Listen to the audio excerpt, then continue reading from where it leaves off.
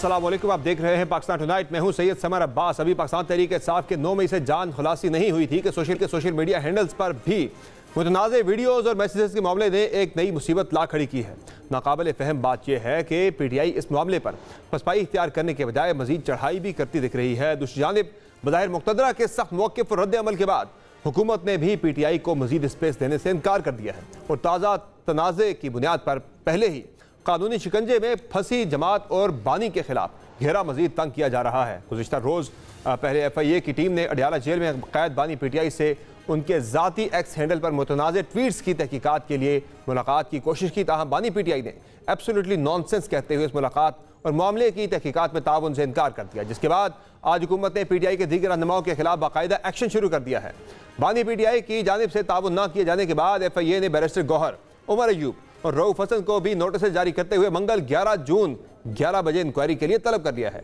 FIA के मुताबिक तीनों रहनुमाओं को नोटिस बानी पीटीआई के ऑफिशियल एक्स अकाउंट के गैर कानूनी इस्तेमाल पर इंक्वायरी पर जारी किए गए हैं। नोटिस के मतन के मुताबिक बानी पीटीआई के ऑफिशियल अकाउंट से रियासत और रियासती इदारों के खिलाफ अवाम को इश्तियाल दिलाने की कोशिश की गई, जिससे अवाम में खौफ और बेचैनी फैलने का खदशा है। मतन में मजीद कहा गया है कि इश्तियाल अंगेजी से अवाम को रियासत और इदारों के खिलाफ कानून हाथ में लेने पर भी उकसाया जा सकता है। दूसरी जानिब तहरीक इंसाफ इस तरह के किसी इकदाम से भी मरहूब या दबाव में आने के बजाय बज़ाहिर अपने मौके पर डटी हुई है।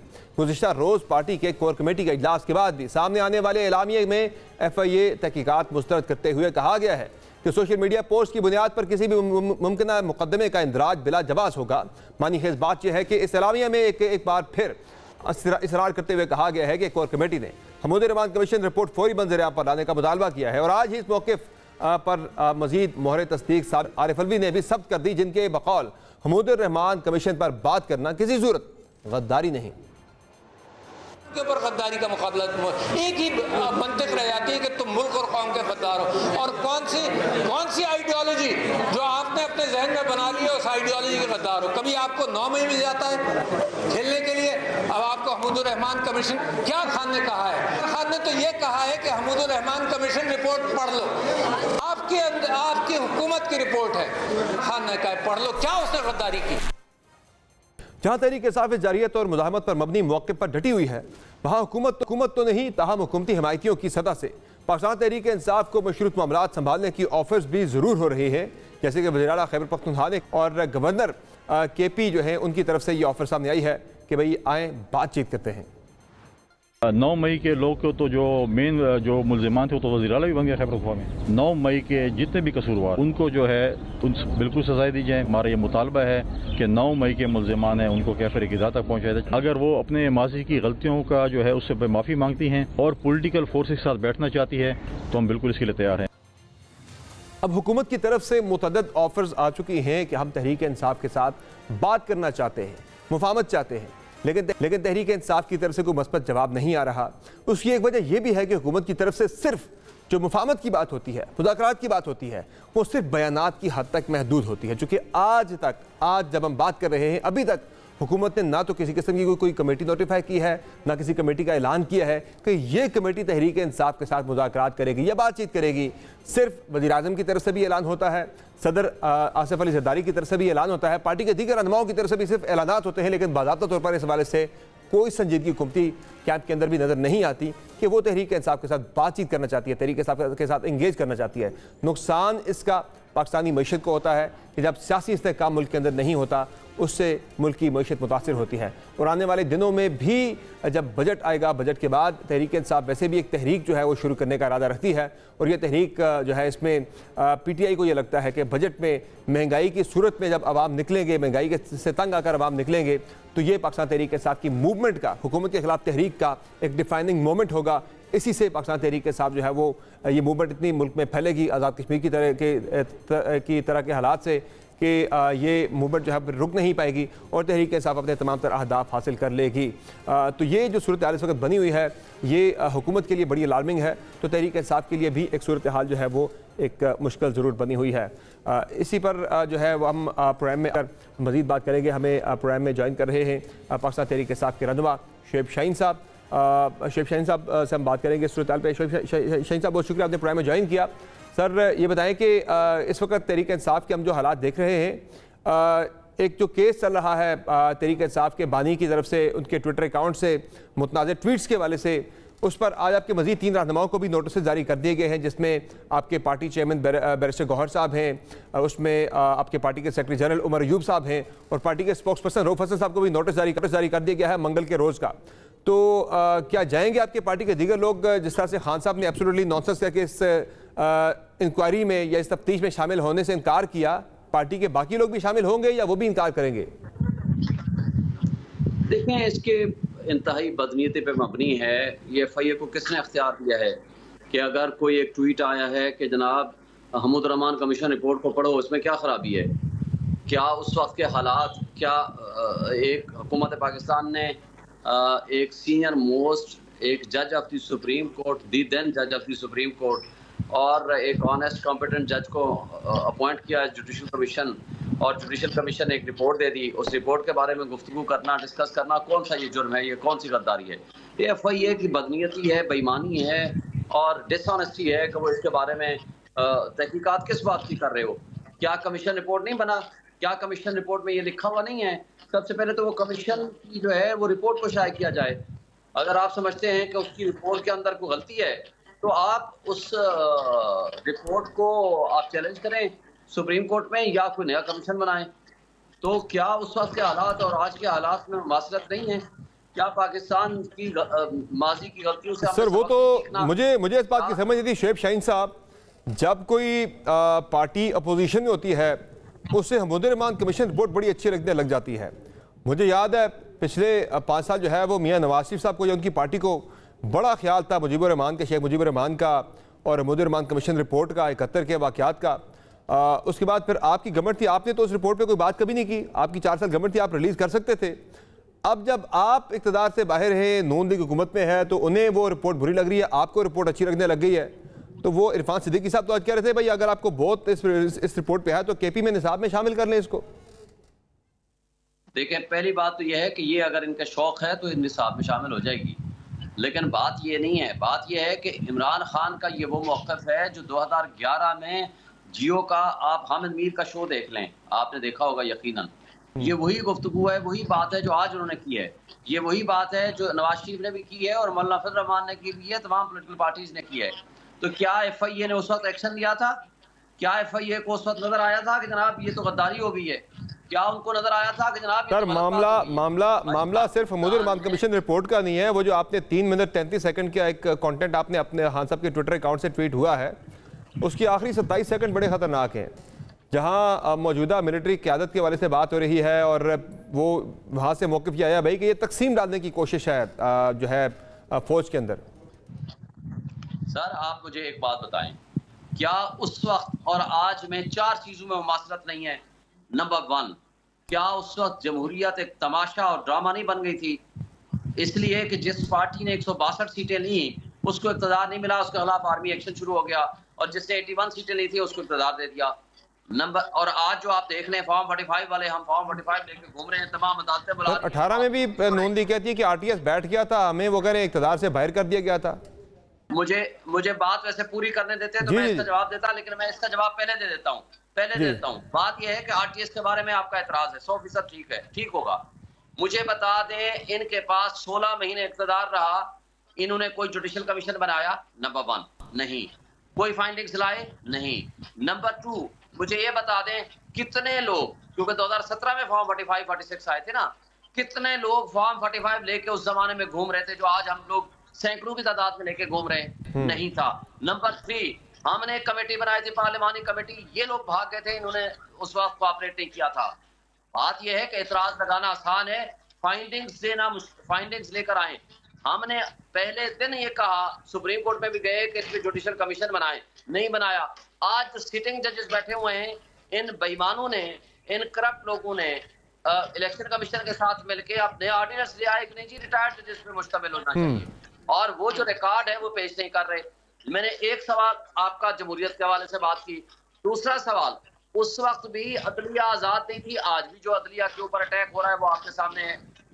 क्या सुप्रीम कोर्ट में तमाम हाई कोर्ट्स और लोअर जुडिशरी ने ये लिख के नहीं दिया कि जनाब हमारे रास्ते में आपके बानी, आपके जो बानी चेयरमैन है वो अदालत के अंदर जाके पेश भी हो रहे हैं, बात भी कर रहे हैं सारी, जाके सुप्रीम कोर्ट ऑफ पाकिस्तान के अंदर वो 2 मरतबा पेश हो चुके हैं वो वीडियो लिंक के जरिए। मेरे भाई अगर मुझे एक बात से, मैंने 4 पॉइंट कहे थे, अभी दूसरे पॉइंट पे मुझे बात करने दें। आप हर सवाल उस वक्त भी आइन मुअत्तल था, आज भी प्रैक्टिकली आइन मुअत्तल है, चूंकि चादर 4 दीवारी की पाबंदी है, जिसको चाहे उठा के ले जाएं, कोई शायर हो, कोई सहाफी हो, इमरान रियाज हो, फरहाद हो, पीटीआई का वर्कर हो, जिसको चाहे उठा के ले जाएं, कोई पूछने वाला नहीं है। लेकिन सर वो फंक्शनिंग तो कर रहे हैं ना, वो फंक्शनिंग तो इंडिपेंडेंट कर रहे हैं। मैं माजरत साहब आपकी बात जरा लंबी हो रही है, लेकिन जरा कॉन्टेक्स्ट को जरा राइटली, प्रेशर सर हमेशा होता है, लेकिन वो जुडिशरी क्या प्रेशर में फंक्शन कर रही है या नहीं कर रही? आपका देखिए केस लगा हुआ आपके इस्लामाबाद के 3 हल्कों का, वो चीजें आपके फेवर में जा रही है सारी। इस्लामाबाद की जो इस्लामाबाद हाई कोर्ट में लगा हुआ ट्रिब्यूनल में केस आपका, वो आपके फेवर में जा रहा है ना, तो जुडिशरी इंडिपेंडेंट फंक्शन कर रही है तो हो रहा है सर।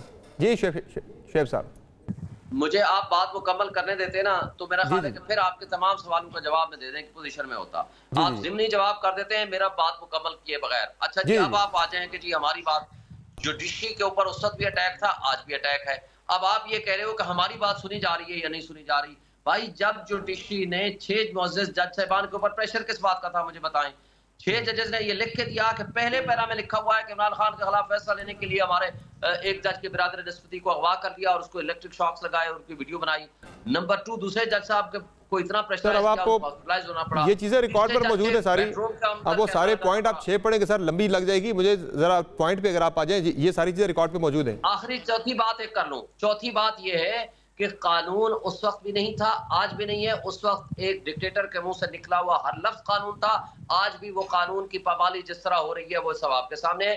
4 इश्यूज उस वक्त थे, 4 इश्यूज आते हैं। जिंदा कौमें माजी की गलतियों से सबक सीखते हैं और आज आपकी पोजीशन ये है कि आप उन गलतियों सर आप रिपीट कर रहे हैं। अच्छा चले मल्टीप्लाई करके आगे चल रहे हैं। चले बहरहाल सर ये जो चले आपका पॉइंट आ गया। ये जो आप प्रेशर्स की बात कर रहे हैं वो आपके दौर में भी थे। यही बाबर सत्तार साहब आज आप जिनकी बड़ी तारीफें कर रहे हैं, हर कोई इनकी तारीफ करता भी है, आपने इनके जजबंदी की मुखालफत की थी। अतर मिनल्ला साहब के खिलाफ पीटीआई ने क्या क्या ट्रेंड्स नहीं चलाए, क्या क्या उनकी मुखालफत नहीं की, वो सबको मौजूद है, यानी वो पूरा रिकॉर्ड पे मौजूद है। आपके दौर में क्या सहाफ़ी नहीं उठाए गए? मतीउल्लाह जान हो गए, असद तूर हो गए, ये लोग आपके दौर में नहीं उठाए गए। ये चीज़ें हुई है सर, ये हर जगह हर दौर में होती है और ये गलत है, नहीं होना चाहिए। तब भी हुई, आज भी ये ऐसा नहीं कि आज ही हो रहा है, पहले कभी नहीं हुआ। तो मुझे सर आप ये बताएं कि आगे का आपका लायामल क्या? आपके जो पार्टी के लीडरान, जो मेरा बुनियादी सवाल था, क्या वो पेश होंगे इस FIA की तहकीकात में या नहीं होंगे जो 11 को बुलाया गया है? देखें, ये एक लीगल टीम हमारी बैठी है, उसके ऊपर फैसला करेगी। हम इसके कोई पाबंद नहीं है, इसमें वो मुल्ज़िम नहीं है जिनको नोटिस दिया गया है, इसलिए वो पेश होने ना पेश होने से कोई फर्क नहीं पड़ेगा। दूसरी बात जो आपने कही है कि जी सहाफ़ी उठाए गए, मुझे बताएं मतीउल्लाह जान उठाया गया, इमरान खान की इंटरवेंशन पे उसको छोड़ा गया जब उनको पता चला। ये मेरे खान साहब से खुद बात हुई है। तीसरी बात जो आप कह रहे हैं कि जी असद तूर के साथ उसको उठाया नहीं गया था, उसके ऊपर जाकर तशद्दुद किया था, स्टार्ट हुआ था। आज असद तूर के बारे में आप पूछ रहे हैं कि वो किसके पॉइंट ऑफ व्यू को सपोर्ट करता है। बात ये नहीं है, बात ये है कि वो आपके वजीर दाखिला थे शेख रशीद साहब, वो कहते थे मुल्ज़िमान ढूंढ लेंगे, तो वो आज तक नहीं मिले सर, उनको पता नहीं लगा कौन थे मुल्ज़िमान वो जब असद तूर पर तशद्दुद हुआ था। गलत कर रहे हैं। आज आपका अरशद शरीफ को मर्डर कर दिया, आज आपके इमरान रियाज 4 महीने के लिए जो जुल्म किया वो आपके सामने है, बहुत गलत। आज आपके फरहाद को जिस अंदाज में उठा गए, जिस तरह किंग्स पार्टियां बनाई, हमारे लोगों को उठाया गया, तशद्दुद किया गया, वो सब आपके सामने। तो सर आज जुडिशरी इंडिपेंडेंट है सर, बात यह कि सर बात यह प्रेशर होना एक बात है। शेखियन साहब, मेरी जो आपसे डिबेट शुरू हुई थी, प्रेशर का होना एक बात है, जुडिशरी का इंडिपेंडेंटली फंक्शन करना और बात है। अब जुडिशरी इंडिपेंडेंटली फंक्शन तो कर रही है। अहमद फरहाद का मामला अगर आप देख लें तो वो जुडिशरी ने फंक्शन किया इंडिपेंडेंटली, तो वो मिल गया ना। देखें वो किस हालत में मिला, पहली बात। दूसरी बात है कि इंडिपेंडेंटली फंक्शन करे, हम कब कहते हैं? हम तो उनके साथ खड़े हैं। तो जिंदा कौमें माजी की गलतियों से सबक सीख के बेहतरी करती हैं, ना कि बेहतरी करने की बजाय हम वर्स्ट पोजीशन पे जा रहे हैं, ये गलत सही है। आज अच्छा सर, मुझे तमाशा और ड्रामा और ढकोसला है, ये नहीं होना चाहिए। आज आपका अनवार काकड़ कहता है मैंने फॉर्म 47 की बात की तो मुंह दिखाने काबिल नहीं रहेगी मुस्लिम लीग नून, उसको शर्म आनी चाहिए ये बात करते हुए। तो उसकी जिम्मेदारी क्या थी? 7 महीने किस लिए बैठा रहा? सिर्फ याशा करने और वटवर करने के लिए? उसकी जिम्मेदारी थी free fair and transparent elections कराए। उसने जिस तरह काम किया है, इलेक्शन कमीशन, रिटर्निंग ऑफिसर्स ने एस्टैब्लिशमेंट के साथ मिलकर जो कुछ किया गया है और जिन कठपुतलियों को मुसल्लत किया गया है, शेख साहब आपके सामने है।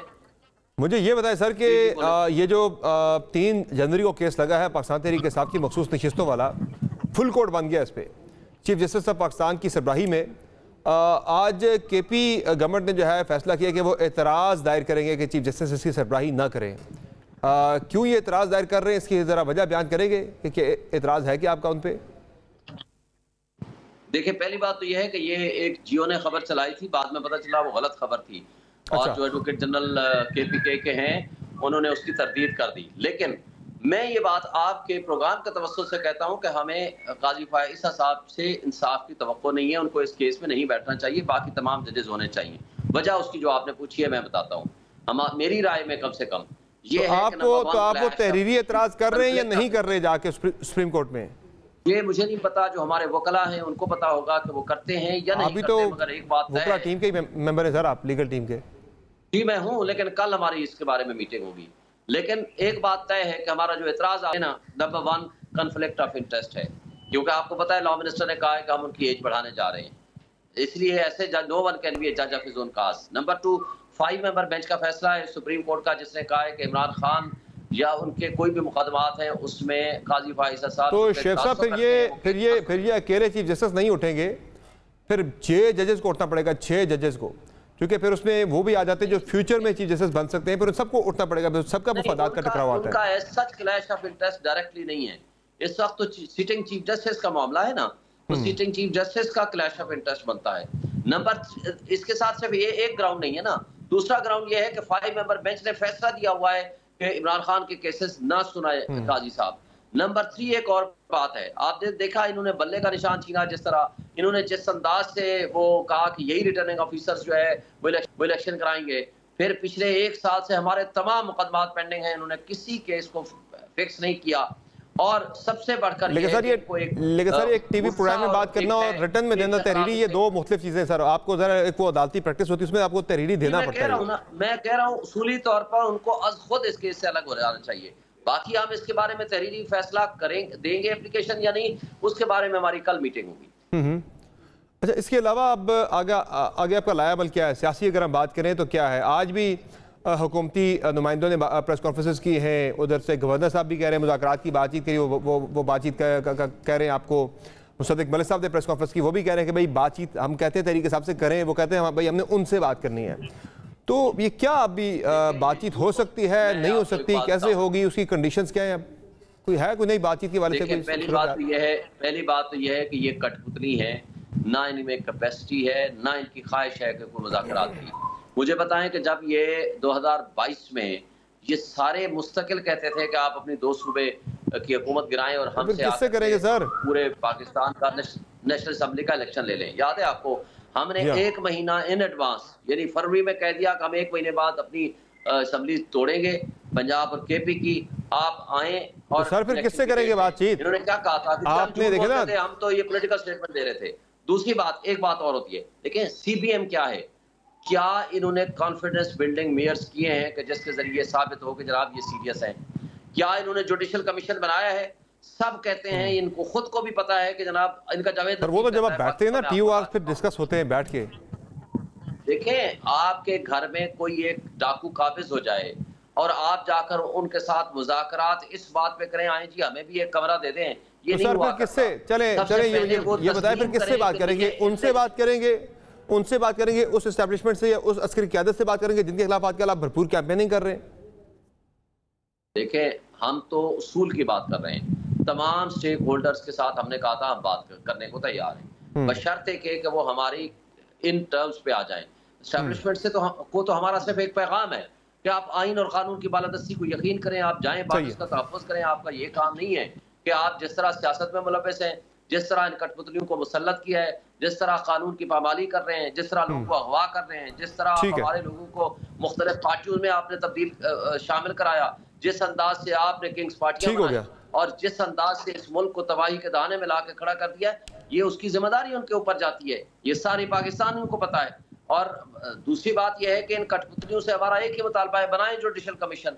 आप माने कि ये आपकी इलेजिटिमेट गवर्नमेंट है, आप लेजिटिमेटली जीत के नहीं आए हुए, जब तक वो मानेंगे नहीं। अच्छा मुझे बताएं, सुबह शाम तो हमारे खिलाफ ये मुकदमे बना रहे हैं, सुबह शाम तो हमारे खिलाफ ये मूवमेंट चला रहे हैं, ये क्या इन्होंने सीबीएम किया है? को माहौल बनाया कि ये हमारे से मुज़ाकरात करते हैं? सही है, यानी आप कह रहे हैं बातचीत के लिए कुछ सीबीएम जो है वो गवर्नमेंट को जो है वो करना होगी। दुबई लीक्स में मुलव्वस हैं और ये गंदम स्कैंडल में मुलव्वस हैं, इनको हमसे खतरा ये है। बहुत शुक्रिया शुएब शाहीन साहब, आपने प्रोग्राम में कीमती वक्त दिया, गुफ्तगू मुलाहिज़ा की पाकिस्तान तहरीक इंसाफ के रहनुमा शुएब शाहीन की, जिनका कहना है कि हुकूमत अगर मुज़ाकरात में संजीदा है तो कुछ कॉन्फिडेंस बिल्डिंग मैयर्स, कुछ जो है एतमाद साजी के लिए इक़दाम कुछ ऐसे उठाए जाए, जुडिशल कमीशन का क़याम या तहरीक इंसाफ के खिलाफ कम अज़ कम केसेस के क़याम के वाले से ही अगर कुछ मामलात अगर स्लो होते तो फिर भी बातचीत के लिए माहौल बन सकता है। बहरहाल इस पर प्रोग्राम में एक ब्रेक लेते हैं, ब्रेक से वापस आएंगे, बात करेंगे। कल रात एक बड़ा अजीब वाक़या हुआ, एक बड़ी अजीब एक सूरत हाल बन गई वज़ीर-ए-आज़म के लिए, गवर्नमेंट के लिए, कि वज़ीर-ए-आज़म अनाउंस करते हैं कि पेट्रोल की कीमत जो है वो 15 रुपये 40 पैसे सस्ती कर दी जाए, अहकाम जारी कर दिया वज़ीर-ए-आज़म, प्रेस रिलीज़ आती है वज़ीर-ए-आज़म हाउस से, बाद में कीमत जो है वो 4 रुपये 74 पैसे कम होती जाके। क्या वज़ारत ख़ज़ाना ने वज़ीर-ए-आज़म के अहकाम को हवा में उड़ा दिया या वज़ीर-ए-आज़म ने ऐसी कोई अहकाम जारी किए ही नहीं थे और प्रेस रिलीज़ जारी कर दी? है हुआ क्या सारा मामला? ब्रेक के बाद इस पर बात करेंगे वज़ीर पेट्रोलियम मुसद्दिक़ मलिक साहब से। हमारे साथ रहेगा।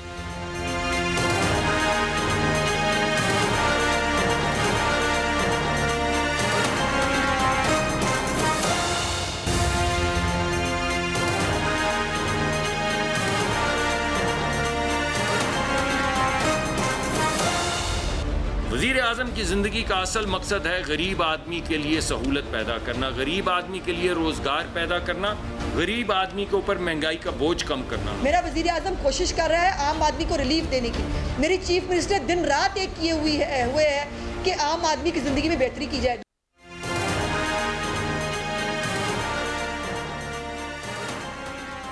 वज़रा, वफाकी वज़रा और सूबाई वज़रा के दावे अपनी जगह, लेकिन गुज़श्ता रात अवाम ने जो हुकूमत अवाम के साथ किया वो आपने देखा कि बड़ा हैरानकुन भी था और अफसोसनाक भी था कि वज़ीर-ए-आज़म के लिए तो ये तशवीशनाक भी था, क्योंकि मीडिया ने गुज़श्ता रात एक बड़ी खबर स्क्रीनों पर चलवाई, हुकूमत ने चलवाई प्रेस रिलीज़ की सूरत में कि ब्रेकिंग न्यूज़ आ गई कि वज़ीर-ए-आज़म ने एक बड़ा शानदार कदम उठाते हुए पेट्रोलियम मसनूआत की कीमतों में 15 रुपये से ज़ायद की बड़ी कमी का जो है वो फैसला कर डाला है।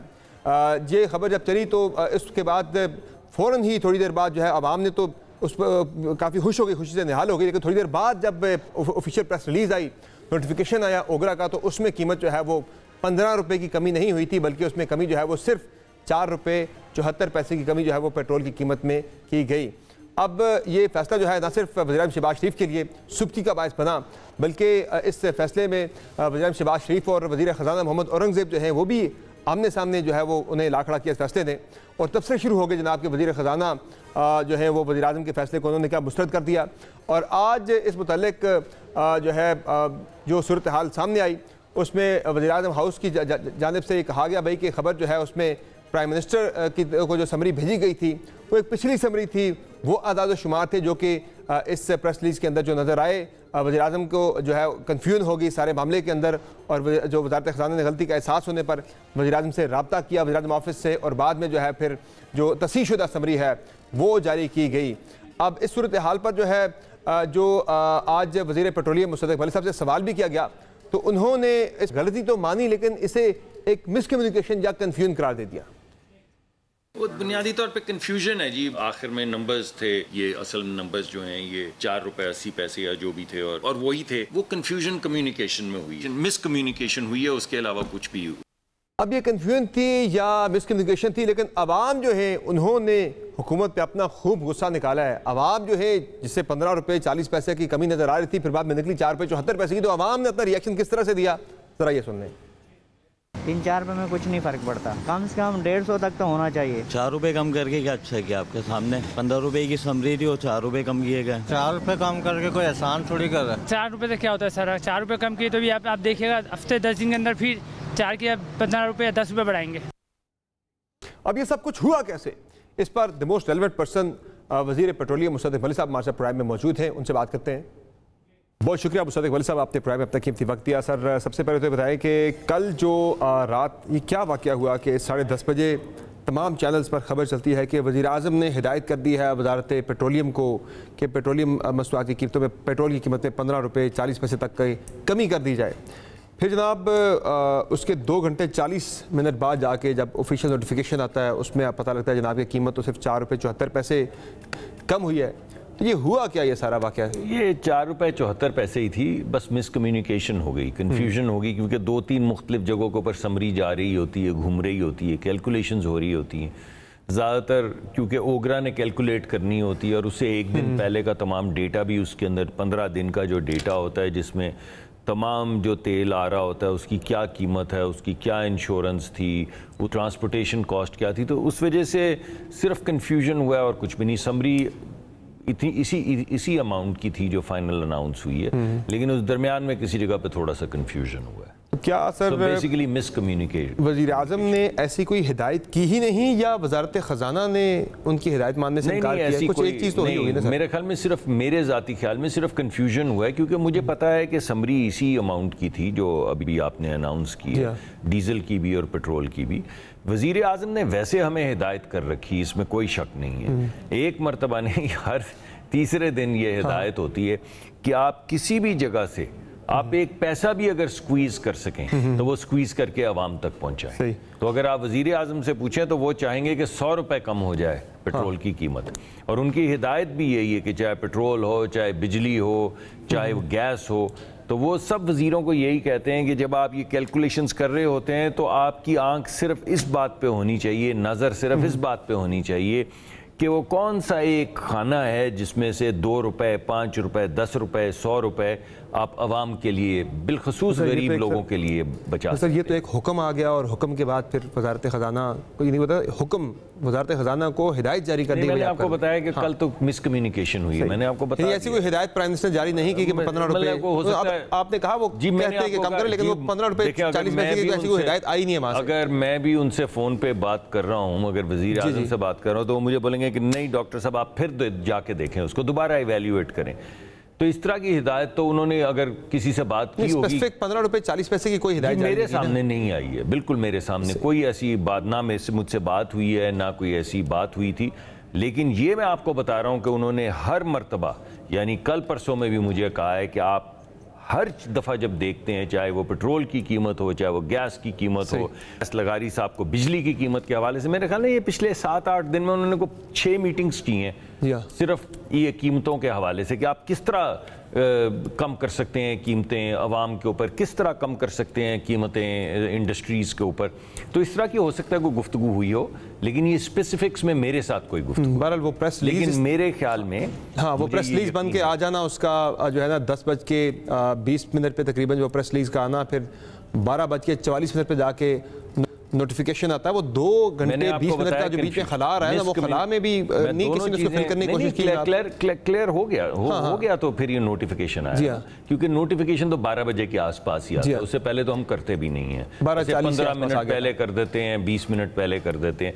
तो ये मिसकम्युनिकेशन और कन्फ्यूजन की वजह से 5-10 मिनट लेट भी हो गया होगा, मगर ये सिर्फ मिसकम्युनिकेशन थी और सिर्फ कंफ्यूजन था। कोई तहकीकात वगैरह भी इसी कोई हो रही है कि हमें इस पे मिसकम्युनिकेशन पे तहकीक तो क्या करेंगे? वज़ीर आज़म के लिए सर एक आवाम की नज़रों में बद गया। वज़ीर आज़म ने कहा जी 15-40 और आगे बातें तो यहाँ तक हो रही है कि जी वो वजारत ख़जाना ने लेट डाउन कर दी प्राइम मिनिस्टर की समरी, उनकी जो उनका ऑर्डर था, आमने सामने आगे वज़ीर ख़जाना और इस तरह की बातें कल से बहुत सारी चैनल हुई है, आमने सामने या चुटकुले बड़े चल रहे कल से, वज़ीर पेट्रोलियम का आमने सामने आएंगे। वज़ीर आज़म ने मुझे लगाया है जिस दिन चाहेंगे उस दिन मैं नहीं हूँगा वज़ीर, इसमें कोई आमने सामने आने वाली क्या बात है? अच्छा सर मुझे ये बताएं कि IMF ने तो ये कह दिया है कि पेट्रोलियम मसनूआत पर आप GST 18% पूरा लें। एक तजवीज़ जो है गवर्नमेंट की तरफ से भी जो इत्तलात आ रही है चल रही है कि GST के बजाय जो है वो कोई ये कार्बन टैक्स या कार्बन सरचार्ज जो है वो लगा दिया जाए। वाक़ई ऐसे ही है कोई कार्बन सरचार्ज? इस तरह की किसी चीज़ पे कोई फैसला नहीं हुआ, बिल्कुल नहीं है, सुनने में आया है, मेरे से बहुत से लोगों ने यह सवाल पूछा है। इस तरह की कोई चीज़ फाइनलाइज नहीं हुई। हमारी रोज़ मीटिंग्स हो रही हैं और किसी किस्म की कि कितना सरचार्ज लगाया जाए, ये लगाया जाए, वो लगाया जाए। ऑप्शन अभी तक डिस्कशन में ही नहीं आया या है ऑप्शन है अभी तक फैसला कोई नहीं हुआ? नहीं, हमने कोई फैसला नहीं किया अभी तक कि इसको आगे लेकर कैसे जाना है। मेरा ज़ाती ये ख्याल है कि हमने 60 रुपए की लेवी लगाई हुई है, वो काफ़ी है। ये मेरी तजवीज़ भी है, ये मेरा मौक़िफ़ भी है, और ये मैं वक्तन फ़वक्तन अपने जो दोस्त हैं वजारत ख़जाना में उनसे भी शेयर करता हूँ, दीगर काबीना के मेंबरान से भी शेयर करता हूँ। लेकिन आखिर में पाकिस्तान की बका के लिए हमें टैक्स तो इकट्ठे करने हैं, और आपको मालूम है कि पाकिस्तान में टैक्स देने के लिए तो कोई तैयार नहीं। आप टैक्स देते हैं क्योंकि आपके पास आपकी तो तनख्वाह आती है, तनख्वाह में तो टैक्स कट जाता है, एट सोर्स कट जाता है। तो जितना बोझ दीगर लोग नहीं उठाएंगे, यानी हम जो एक्सपैंड करने की कोशिश कर रहे हैं, जितने लोग, जितने कारोबार ये बोझ नहीं उठाएंगे, उतना ही बोझ उन चंद लोगों पे, जैसा कि आप हैं, जैसा कि दीगर लोग हैं जो नौकरी करते हैं, जिनकी तनख्वाह आती है, या वो कारोबार जो ऑलरेडी FBR के नज़र में हैं, टैक्स में हैं, तो ये मुनासिब नहीं है। इस वजह से इस वक्त का सबसे बड़ा फैसला ये है कि हमने टैक्स नेट को एक्सपैंड करना है। हमें 30% इजाफत की है हमने।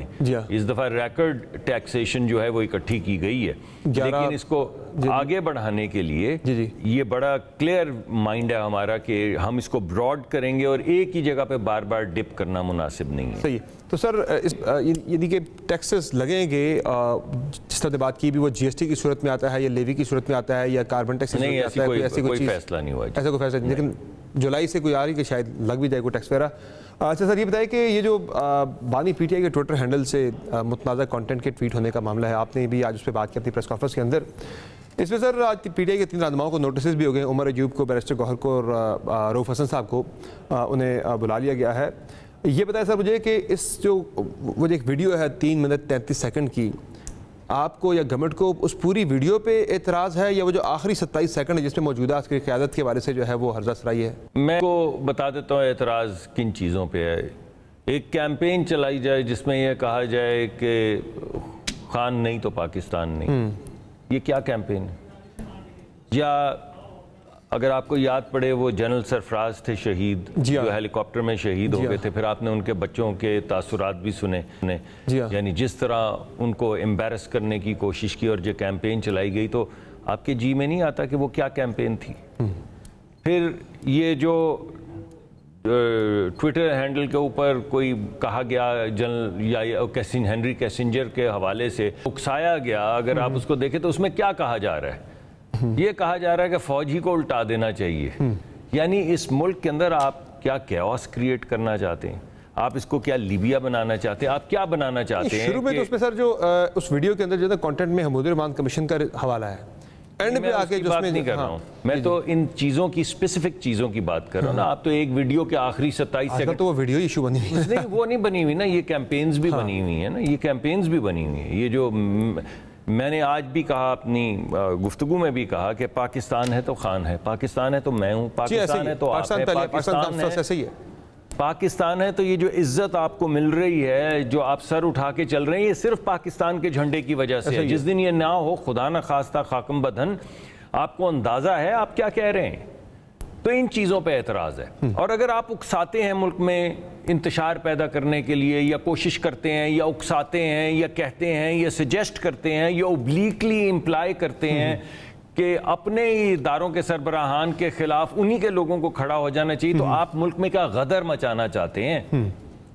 तो ये मुनासिब नहीं है। तो किसी को इजहार राय पे कोई, हम नहीं कह रहे पाबंदी होनी चाहिए, हमारी तरफ से वो रोज़ आके इंटरव्यू दें, वो सुप्रीम कोर्ट में जाते हैं, डायरेक्ट टेलीविज़न पे उनका नशर हो रहा होता है, उनका वो जो भी मुद्दा उन्होंने बयान करना है टीवी पे आ रहे हैं। हमारी दफ़ा तो नाम भी नहीं ले सकते थे, मरियम नवाज का, नवाज शरीफ का नाम भी नहीं कोई ले सकता था। लेकिन चलें, हम तो कह रहे हैं कि चलाएं इसको, लेकिन सलीके से। यानी ये तो ख्याल करें कि आप हमला हम पे करें ना। आपने क्या क्या नहीं कहा, क्या क्या अलकाबात नहीं इस्तेमाल किए ख़वातीन के, हमारी ख़वातीन के मुतल्लिक आपने क्या क्या नहीं कहा। यानी आप किसी की बेटी के मुतल्लिक और कह सकते हैं, या किसी खावंद को और कह सकते हैं जो आपने कह दिया। वो करें ना सियासी हमले, वो भी नाजायज़ हैं, मगर चलें कर डालें। आप मुल्की बका के को लोगों के एक गुमान में ये ला रहे हैं कि ये मुल्क की बका जो है ये क्या कमाल हो गई है। वो भी कह रहे हैं हमारे खिलाफ वो टेरियन वाइट तक का ये इद्दत मैंने कहा, वो करे इस तरह की। देखिए मैंने तो वैसे आज तक तबसरा नहीं किया, तो मैं आज मेरे जी में तो आई कि ये केसेस बन रहे हैं, मेरे जी में तो आपके सवाल में आई कि मैं टेरियन वाइट साहिबा के मुकदमे में, क्योंकि आपने सवाल पूछा, आज ऐसे जज्बाती से देना जवाब दूं, लेकिन I much rather take a pass. I think उनका एतराज भाई हमारे खिलाफ क्यों करें, इतना पर्सनलाइज्ड लेवल पे जाके कैंपेन हो रही है। मेरा अपना मिजाज है, मैंने कभी उनके मुतालिक या उनकी ज़ौजा भी नहीं चाहिए, नामुनासिब चीज़ है कि ज़ातियात पे नहीं जाना चाहिए चीज़ों पे, लेकिन क्या ये बात उन पे लागू नहीं होती? यानी और किसी की बेटी बेटी नहीं है, और किसी की माँ माँ नहीं है, और किसी की बहन बहन नहीं है, सिर्फ आप ही की ज़ौजा जो है वो हमारे लिए और हैं हमारे लिए काबिल इज़्ज़त, और आप ही की ज़ौजा सिर्फ काबिल इज़्ज़त है हमारे लिए, आप ही की बहनें काबिल इज़्ज़त है हमारे लिए, आप ही की बिटिया जो है वो काबिल इज़्ज़त है हमारे लिए। मगर हमारी बेटियाँ, हमारी माएँ, हमारी बहनें आपके जो मुँह में आए, जो जहन में आए आप बोल दें, अच्छा गैर मुनासिब है, और मुल्क के लिए भी गैर मुनासिब है। मुल्क का चले हम पे जो कहना है कह दें, सर आपने मुल्क के मुतालिक मत कहें। आपने कहा कि उन्हें ट्विटर हैंडल से वो वीडियो हटा देनी चाहिए, नहीं हटाती तो कार्रवाई होगी क्या? मुझे नहीं मालूम क्या होगा, जो आइन कानून कहेगा, क्योंकि मेरा तो ये महकमा नहीं है, मुझे नहीं मालूम कि वो उसकी वायलेशन क्या है, उसके कॉन्सिक्वेंसेस क्या हैं। लेकिन ये कि मैं टीवी प्रोग्राम पे के लीडरान के साथ बैठूं और एंकर जो हैं वो पूछें कि ये वीडियो खान साहब ने अपलोड की है, तो वो आगे से मुझे मुक्ति बाहनी सुनाए और वो कहें पाकिस्तान 2 लख्त हो गया था, यानी इस वीडियो के जवाब में वो पाकिस्तान के 2 लख्त होने का जवाब दें, मुक्ति बाहनी का जवाब दें, शेख मुजीबुर रहमान का जवाब दें। सर शेख मुजीबुर रहमान तो मियां साहब का भी आइडिया था। सर मैंने आपको बताया, कॉन्टेक्स्ट की बात है ना, मैं तो आपको पूरी चीजें बता रहा हूं, और मैंने इस वजह से बड़ी स्पेसिफिक, आपने जब मेरे से पूछा तो मैंने बड़ी स्पेसिफिसिटी के साथ आपको चीजें बताई। मुझे किसी के एक ग्लोबल नैरेटिव को या पॉलिटिकल नैरेटिव को साबुटाज करने या उसको मिलाइन करने का से कोई फायदा नहीं है, ना मेरा कुछ ऐसा है। वो जरूर करना चाहें बात करें, मगर उसके बाद पाकिस्तान के 2 लख्त होने की धमकी ना दें, मुक्ति बानी वाली बात ना करें। वो सर वो धमकी तो नहीं दे रहे, वो तो एक मुवादा कर रहे हैं। वो ये कह रहे तब भी मैंडेट तस्लीम नहीं हुआ था, हालात इस तरफ गए थे खुदा न खास्ता, और वो तो मरीम नवाज साहब आप अगर समझते हैं वो 16 दिसंबर 2020 के 49 बरस पहले आज ही के दिन कायद आज़म का पाकिस्तान 2 लख्त हो गया, इसलिए कि एक डिक्टेटर ने अवाम के मैंडेट को तस्लीम करने से इनकार किया, वोट की इज्जत पामाल की। वो भी हमूद रहमान कमीशन की रिपोर्ट की बात करती, तब भी हुआ था मैंडेट जो है वो पामाल हुआ था। वो कर पीटीआई वाले करे हमारा भी हुआ है, मरीम साहब भी 5 साल पहले करती हमारा मैंडेट पामाल हुआ है। आपके सामने इसी वजह से पूरे सीक्वेंस में चीजें रखी, इनमें से कोई भी एक चीज जस्टिफाई की जा सकती है, कोई भी एक चीज, मगर ये तमाम चीजें जोड़ के आप क्या जस्टिफिकेशन देंगे? जो मैंने आपके सामने 30-50 चीजें रखी, इनको जोड़ लेना, उसके बाद इन सबको जस्टिफाई कर दें। इनमें से कोई भी एक जस्टिफाई की जा सकती है कि यार ये लफ्ज़ मेरा मतलब ये नहीं था, यार ये वाली बात, इसका कॉन्टेक्स्ट कुछ और था। मगर जब आप एक तरीके से, अभी तो मैंने 9 मई वाली कैंपेन्स का जिक्र नहीं किया कि 9 मई के दिन जो कैंपेन्स चली थी, जब आपके जो शोहदा थे उनकी गर्दनें उनके मुजस्मों की काट के उनको उठा के पटखा जा रहा था, अभी तो मैंने उस दिन जो कैंपेन चली उसका जिक्र नहीं किया। अभी तो जिस दिन चीफ अपॉइंट हो रहे थे उससे 2-4 दिन पहले जो कैंपेन चलाई गई थी मैंने उसका जिक्र नहीं किया। अरे भाई आप किस किस चीज को रोएंगे, आप किस किस चीज को जस्टिफाई करते जाएंगे कि यार ये बात तो फलाने भी की थी, ये बात तो फलाने भी की थी, मगर अजीब बात नहीं है कि ये तमाम बातें एक ही शख्स कर रहा है। तो ये जरा अभी भी मैं समझता हूँ, अभी भी मेरा समझता हूँ, और मेरी इल्तिजा है तमाम सियासी जमातों से और दरख्वास्त है पीटीआई से भी कि ये मुनासिब नहीं है। आप मुल्क को ना बीच में लाएं हमारी सियासत के, सियासी बात है, हमसे कर लें सियासी बात। वे फॉरवर्ड क्या है फिर इसका? बात कर लें, जो मैंने कहा है आज भी कहा है कि आप बात करें। वो यार यही तो मुसीबत है, किससे बात करें? आप कोई कमेटी तो यार आप एक मिनट ठहरे, एक कमेटी बना दे भाई, ये हमारी 3 रुपए की कमेटी आए बात करें हमसे। आप भी बयान दे देते हैं, बात करें, आगे बात करता कोई नहीं है। नहीं समझ रहा राना साहब यहाँ तक कह देते हैं जेल से बाहर तक निकाल लेंगे, लेकिन फिर बातचीत थोड़ी सी बात, मतलब आपका काम है ये मुझे पुशबैक करना, लेकिन थोड़ी सी मेरे ख्याल में ज्यादती कर रहे हैं। मैंने आज तमाम चीजें कही, जिस दिन इमरान खान साहब मुल्क के हुक्मरान थे, प्राइम मिनिस्टर थे, और मुल्क की हमारी जो दिफाई सरहद थी उसको पामाल किया गया, जिसका नतीजा फिर भारत ने देख लिया कि उनको क्या मिला जहाज़ों की शक्ल में, और वो जो तो उस दिन बिलावल साहब ने कहा कदम बढ़ाओ इमरान खान, हम तुम्हारे साथ हैं। बिल्कुल ऐसा ही है। हुकूमत इमरान खान की थी जब शहबाज शरीफ साहब ने कहा कि हमारे साथ मईशत का कर लो मुआहदा, मिसाके मईशत, यानी सारा क्रेडिट तुम्हारा, लेकिन हम तुम्हारे रास्ते में नहीं आएंगे, तुम मईशत को आगे बढ़ाओ तो ऑपोजिशन समझो तुम्हारे साथ है। तो मुझे ये बताएं, आज वो कहते हैं कि तुमसे बात नहीं करेंगे, हम पूछते किससे बात करोगे, तो कहते हैं उनसे बात करेंगे, तो पूछते उन कौन है, फिर कहते हैं जिनको मैं कब्र तक जिनका पीछा करूंगा। बात करोगे या कब्र तक पीछा करोगे? कभी अमेरिका को कहते हो, कभी माफी मांगने वहां पे कैंप हायर कर लेते हो लॉबिस्ट, कभी कहते हो कि अमेरिका ने मुल्क का आइन पामाल किया, कभी बात करते हैं इस्टेब्लिशमेंट के खिलाफ, कहते हैं हम कब्र तक जाएंगे, कभी कहते हैं कि हम सिर्फ उन्हीं से बात करेंगे। अब सर पॉलिसी है कि आपकी के अगर बातचीत नहीं होती, देखिए रास्ता नहीं निकलता तो जेल में ही रहेंगे, जेल में ही रहेंगे। जेल में तो ये फैसला तो अदालतों ने करना है, हमारा फैसला थोड़ी जेल में रहेंगे या नहीं रहेंगे। लेकिन हम बात, लेकिन हम ये जेल में रखने का इत्तेमाम तो कर रहे हैं, अगर फैसले नहीं आते तो ये नैब का अपने रिमांड 14 से 40 दिन जो किया है, अगर किसलिए किया है? केसेस तो आजकल उन्हीं के चल रहे हैं नैब के। नहीं, बाकी तो खत्म हो गए ना दुनिया के केस, सिर्फ एक केस रह गया। मैं माफी चाहता हूँ, मैं भूलता हूँ, सियासी मैदान के अंदर साहब के खत्म हो गए। मैंने आपको बताया जरदारी साहब को इम्यूनिटी मिल गया, इस वक्त जो हमारी गुफ्तगू हो रही है उसका नतीजा ये निकला कि इस वक्त पाकिस्तान में एक केस है और इस वजह से जो कुछ हो रहा है वो सिर्फ एक ही केस, बाकी कोई केसेस थोड़ी हैं। केस तो इमरान खान का, भाई हमारे केसेस कोई केसेस हैं जो हमारे लोग 2-2 साल जेलों में रहे हैं। अरे भाई अभी भी तो केसेस खत्म नहीं करना, अभी भी बहुत से लोगों पे चल रहे हैं ना केसेस। आपसे तो नैब ही खत्म करना था, आपने मंशूर के अंदर है। नैब नहीं खत्म, नैब तो अगर खत्म हो सके, अगर खत्म हो सके तो हम कर डालेंगे, लेकिन तमाम जमातों को इकट्ठा होना पड़ेगा। वो रिमांड के दिन रिमांड की बात हो रही है, 14 से 40 आपने कहा, तो नैब ही खत्म करना था आपने, तो ये सख्त नहीं बना रहे आप। हम तो ये चाह रहे हैं कि नैब खत्म हो जाए। सही, अगर तमाम सियासी जमातें हाथ मिलाएं तो हमारा यही ख्याल है, यानी एहतसाब के लिए इदारा जरूर मौजूद है, मगर जो नैब का काम है वो काम खत्म हो जाना चाहिए। फाइनली सर, पीपल्स पार्टी काबीना में आ रही है नहीं आ रही सर? ये तो आपको पीपल्स पार्टी से पूछना होगा, हमारे लिए तो हमेशा हमने तो आपको पता है पहले भी कहा था। सही है, थैंक यू सर। ये तो जो उनका जवाब है वो मैं कैसे दे सकता हूँ। बहुत शुक्रिया sir, thank you so much for joining us on the show sir. नाज़रीन, आपने गुफ्तगू बुलाया कि मुसद्दिक मलिक साहब की प्रोग्राम में एक ब्रेक लेंगे, ब्रेक से बढ़ेंगे अगले सेगमेंट की तरफ, हमारे साथ रहेंगे।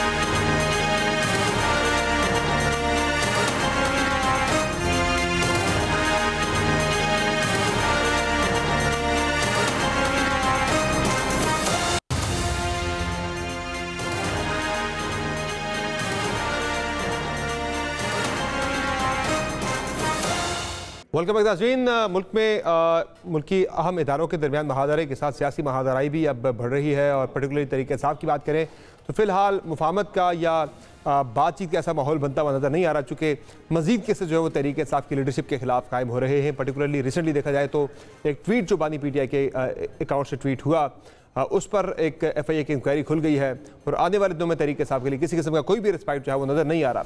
मामलात कहाँ जाएंगे, सियासी माहौल में कितनी तलखी मजीद बढ़ेगी, बात करेंगे सीनियर साफ़ी तहज़ीरकार मोहम्मद मालिक साहब से। मालिक साहब, ये जो नया तहरीक इंसाफ के लिए मामला खुल गया है, भाई 9 मई संभाला नहीं जा रहा था, 26 मई हो गए PTI के साथ, जो हाँ साहब के ट्विटर हैंडल से ट्वीट किया गया, ये तनाज़ा तो ये बता रहा है कि फ़िलहाल कोई बातचीत, कोई मुज़ाकरात, कोई मुफाहमत तो नहीं होगी, लेकिन तलखी जो है वो सियासत के अंदर मजीद बढ़ेगी, और PTI के लिए या हाँ साहब के लिए किसी किस्म का कोई रिस्पाइट नहीं है।